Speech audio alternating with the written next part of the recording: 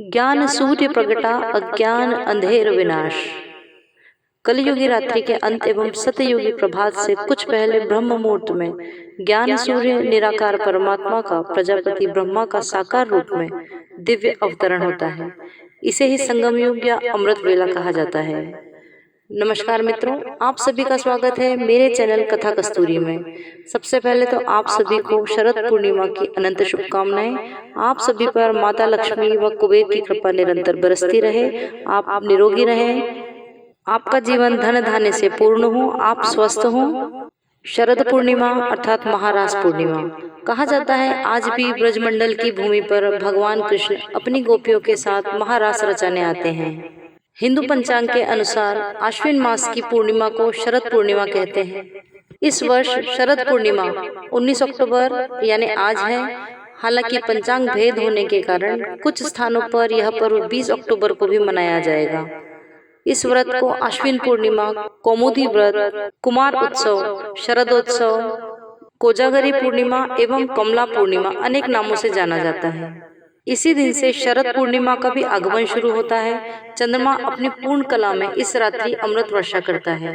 इसे अमृत काल भी कहा जाता है। दोस्तों, कहते हैं कि इस दिन महालक्ष्मी का जन्म हुआ था। माता महालक्ष्मी समुद्र मंथन के दौरान ही प्रकट हुई थी। इस दिन से शरद ऋतु का आगमन भी होता है। चंद्रमा अपनी पूर्ण कला में इस रात्रि को अमृत वर्षा करता है। दोस्तों, कहते हैं कि इसी दिन माता महालक्ष्मी का जन्म हुआ था। माँ महालक्ष्मी समुद्र मंथन के दौरान इसी दिन प्रकट हुई थी। इसे ही अमृत काल भी कहा गया है। पुराणों के अनुसार शरद पूर्णिमा के दिन ही माँ लक्ष्मी भगवान विष्णु के साथ गरुड़ पर बैठकर पृथ्वी लोक में भ्रमण के लिए आती हैं। इतना ही नहीं, इस दिन माँ लक्ष्मी घर घर जाकर भक्तों पर अपनी कृपा बरसाती हैं और वरदान देती हैं। दोस्तों, इस वीडियो में हम जानेंगे शरद पूर्णिमा पर कैसे करें माँ लक्ष्मी को प्रसन्न, पूजन विधि क्या है, मंत्र क्या है तथा माता को प्रसन्न करने के उपाय क्या हैं। साथ ही हम जानेंगे माँ लक्ष्मी और चंद्रमा के पूजन का शुभ मुहूर्त क्या है और उसका महत्व क्या है। मित्रों, अगर अभी तक आपने मेरा चैनल सब्सक्राइब नहीं किया है तो कर लीजिए, ताकि आपको आगे आने वाले समस्त वीडियोस की जानकारी प्राप्त हो सके। आगे आने वाले समस्त तीज त्योहारों की जानकारी तथा तिथि, पूजन विधि, मुहूर्त सभी आपको ज्ञात हो सके। दोस्तों, अगर हम बात करें तो इस बार शरद पूर्णिमा कुछ विशेष योग रखती है। दोस्तों, अगर हम शरद पूर्णिमा पर इस बार ग्रहों की स्थिति के विषय में बात करें तो राहु वृषभ की राशि में है, कन्या राशि में बुध और मंगल है, तुला राशि में सूर्य, केतु, शुक्र वृश्चिक राशि में है, गुरु और शनि मकर राशि में है, चंद्रमा मीन राशि में चल रहे हैं। ग्रहों की स्थिति पहले से थोड़ी बेहतर कही जाएगी, लेकिन सूर्य का नीच का होना आम जनमानस के लिए अच्छा नहीं माना जाता।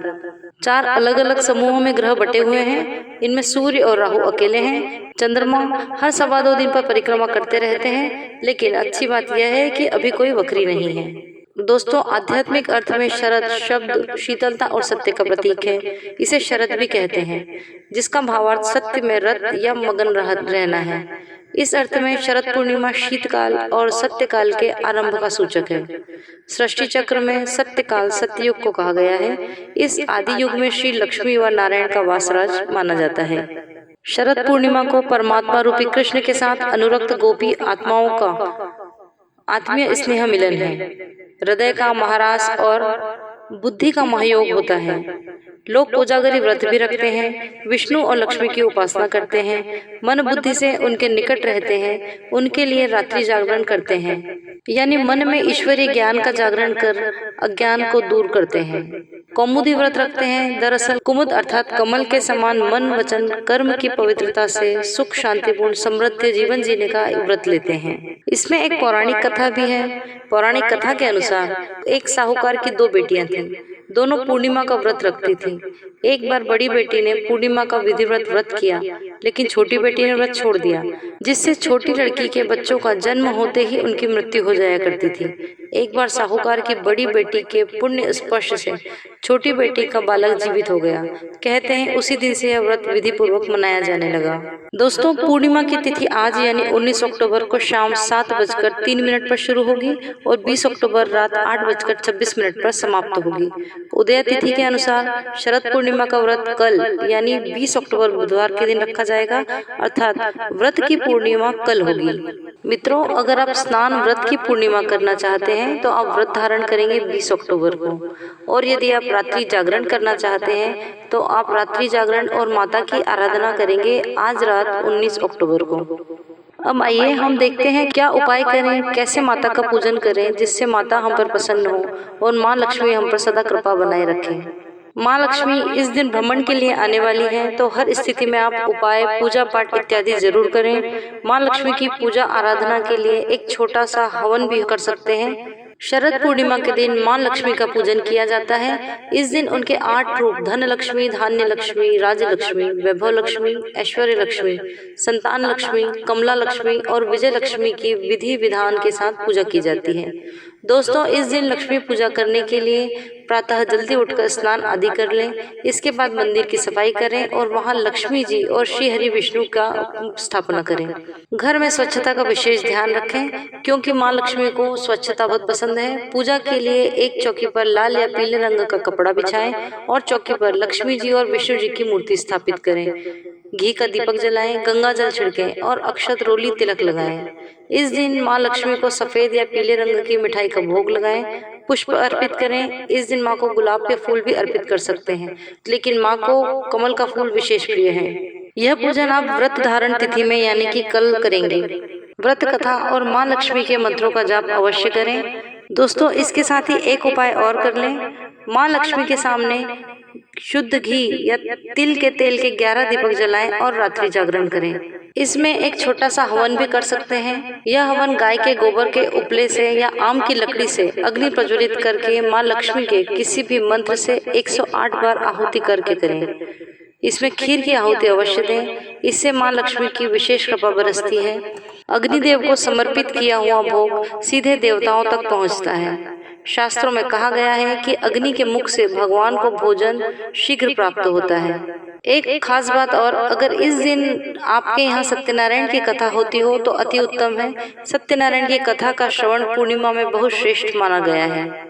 शास्त्रों की तो ऐसी मान्यता है कि कुछ करें ना करें, मात्र पूर्णिमा का व्रत कर और पूर्णिमा में सत्यनारायण की कथा करने वाले जातक के ऊपर सदा सर्वदा लक्ष्मी की कृपा बनी रहती है, क्योंकि इससे जातक पर प्रभु नारायण की कृपा होती है। लक्ष्मी के लिए उसे कोई प्रयास करना ही नहीं पड़ता। दोस्तों, लक्ष्मी स्वयं उसके घर चली आती है। आज के बाद कार्तिक मास प्रारंभ हो जाएगा। ऐसे में आपको ध्यान रखना है कि माँ लक्ष्मी की साधना सिर्फ दिवाली के दिन ही ना करें, उसके लिए प्रयास आपको आज से ही आरंभ करने होंगे। इस पूर्णिमा तिथि पर आप विधि व लक्ष्मी की आराधना करें। भगवान नारायण की प्रसन्नता के लिए आप जो भी उपाय कर सकते हैं, जैसे कि विष्णु सहस्त्र नाम का पाठ कर सकते हैं। पूर्णिमा में चंद्रमा का पूजन करें। महादेव को आज के दिन अर्घ्य प्रदान करना बिल्कुल भी ना भूलें। मंदिर जाकर या फिर घर में ही शिवलिंग की पूजा आराधना कम से कम एक बेलपत्र जरूर चढ़ाएं, इससे जीवन के सभी कष्ट मिट जाते हैं। पूर्णिमा को चंद्रमा का पूजन अवश्य करें। महादेव को आज के दिन अर्घ्य प्रदान करना बिल्कुल भी न भूलें। मंदिर जाकर या फिर घर में ही शिवलिंग की पूजा आराधना करें। कम से कम एक बेलपत्र जरूर चढ़ाएं, इससे जीवन के सभी कष्ट मिट जाते हैं। मित्रों, आज पूर्णिमा की रात्रि है। आज पूजन के लिए संध्या समय स्नान करें, श्वेत वस्त्र धारण करें एवं चांदी के पात्र में शुद्ध जल लें। इसमें थोड़ा गाय का कच्चा दूध मिला लें। चांदी का पात्र न हो तो आप अन्य किसी धातु का पात्र ले सकते हैं। इस पात्र को घर में मंदिर में रखें। भगवान के सामने घी का दीपक और धूप बत्ती जलाएं और सामने आसन पर बैठकर सर्वप्रथम भगवान श्री गणेश का पूजन करें, उन्हें नमन करें। भगवान विष्णु और लक्ष्मी जी को प्रणाम करें। भगवान को फल या सफेद मिष्ठान का भोग लगाएं। दोस्तों, अपने दाहिने हाथ में थोड़े से अक्षत यानी साबुत चावल लें और भगवान विष्णु और लक्ष्मी का स्मरण करते हुए उनके श्री चरणों में अर्पित करें। जल के पात्र में भी थोड़े से चावल डाल दें। आपने भगवान को जो मिष्ठान का भोग लगाया है उसमें से थोड़ा सा भोग लेकर इस पात्र में भी डाल दें। फिर ईश्वर से भोग स्वीकार करने की प्रार्थना करें। उसके पश्चात ओम नमो भगवते वासुदेवाय इस मंत्र की 108 बार जप करें। थोड़ी देर आंखें बंद करके जय माँ लक्ष्मी इस मंत्र का जाप करें। पूजा के बाद भगवान से अपनी समस्याएं कहकर उनसे मुक्ति दिलाने के लिए प्रार्थना करें। इसके बाद चंद्रमा उदित हो जाने पर इसी जल से आपको चंद्रमा को अर्घ देना है। अर्घ देते समय जल के पात्र को अपने दोनों हाथों से अपने सिर से ऊपर उठाएं और चंद्रमा की तरफ जल की धारा में से देखते हुए अर्घ प्रदान करें। ओम सोमाय नमः इस मंत्र का जाप करें और देने के बाद अगर पात्र में चावल या मीठा शेष रह जाए तो उसे हाथ से निकालकर जल के स्थान पर ही डाल दें। चंद्रमा को प्रणाम करें और आंखें बंद करके 108 बार ओम सोमाय नमः का जाप करें। भगवान विष्णु और महालक्ष्मी के पूजन के बाद चंद्रमा को अर्घ देने से कष्ट और रोगों से मुक्ति मिल जाती है। चंद्र ग्रह को बहुत ही शीतल माना जाता है। चंद्रमा को अर्घ देने से व्यक्ति के व्यवहार में शीतलता आती है, उनके स्वभाव में विनम्रता होती है। इससे भगवान शंकर भी प्रसन्न होते हैं, जिससे व्यक्ति के जीवन में खुशहाली का आगमन होता है। घर में सुख समृद्धि बनी रहती है, पारिवारिक जीवन सुखमय हो जाता है। इस उपाय को करने से आर्थिक और मानसिक समस्याएं दूर हो जाती है, घर में बरकत आती है और माता लक्ष्मी जी की कृपा जातक पर बनी रहती है तथा माँ की कृपा से धन संबंधी सभी समस्याएं जल्द से जल्द दूर हो जाती हैं। दोस्तों, माना जाता है कि माता को खीर का भोग लगाने के पश्चात इस दिन खीर को खुले में रखने से ओस के कण के रूप में अमृत की बूंदें खीर के पात्र में गिरेंगी, जिसके फलस्वरूप यह खीर अमृत तुल्य हो जाएगी, जिसको प्रसाद के रूप में ग्रहण करने से प्राणी आरोग्य एवं कांतिवान होता है। रात्रि में पूर्णिमा को छत पर खीर को रखने के पीछे वैज्ञानिक तथ्य भी छिपा है। खीर दूध और चावल से बनकर तैयार होती है। दरअसल दूध में लैक्टिक नाम का एक अम्ल होता है। यह एक ऐसा तत्व होता है जो चंद्रमा की किरणों से अधिक मात्रा में शक्ति का शोषण करता है। वहीं चावल में स्टार्च होने के कारण यह प्रक्रिया आसान हो जाती है।